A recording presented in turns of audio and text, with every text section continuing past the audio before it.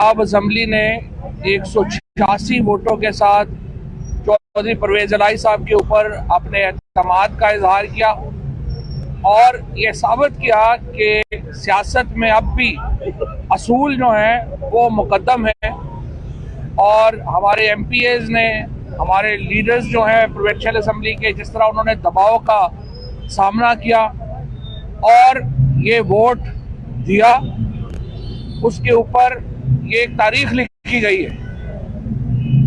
हमने 26 नवंबर को इमरान खान साहब ने ये ऐलान किया था कि सूबाई असम्बलियाँ तहलील कर दी जाएंगी। एतमाद के वोट के बाद अब से कुछ देर पहले चौधरी परवेज इलाही साहब तशरीफ लाए हैं।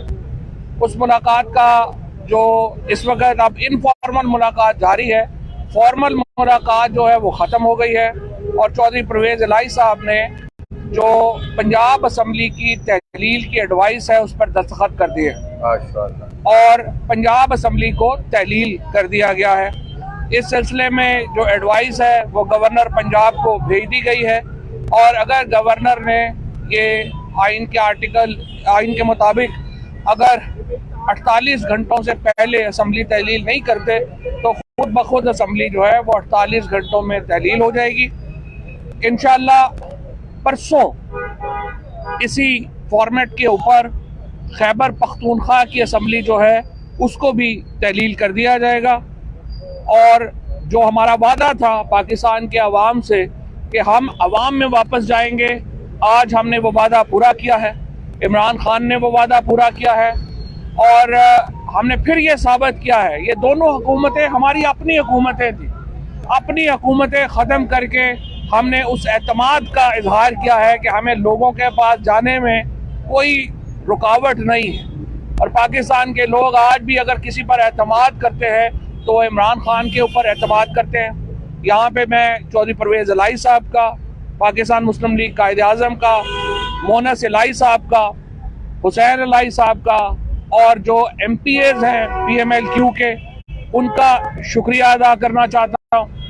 जिस तरीके से वो मुश्किल और कठिन हालात में हमारे साथ खड़े हुए, जिस तरीके से उन्होंने एक असूल की खातिर, जहाँ पे सब कह रहे थे कि शायद चौधरी साहबान पीछे हट जाएंगे, चौधरी साहबान साथ नहीं रहेंगे, जिस तरह एक असूल की खातिर वो एक डट कर हमारे साथ खड़े हुए, उसके ऊपर मैं उनका शुक्रिया अदा करना चाहता हूँ। और इंशाअल्लाह ताला 48 घंटों में हम हमजा शहबाज को जो है वो ख़त लिख रहे हैं।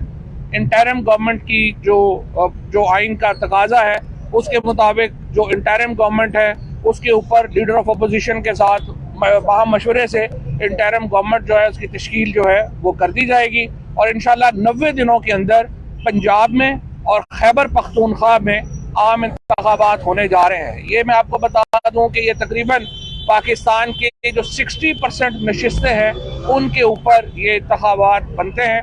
हमें अब भी हम समझते हैं वफाकी हुकूमत को अपनी जिद से बाहर आना चाहिए, पाकिस्तान के अंदर इलेक्टोरल फ्रेमवर्क तय करें और पाकिस्तान को एक कौमी इंतखाबात की तरफ बढ़ना चाहिए।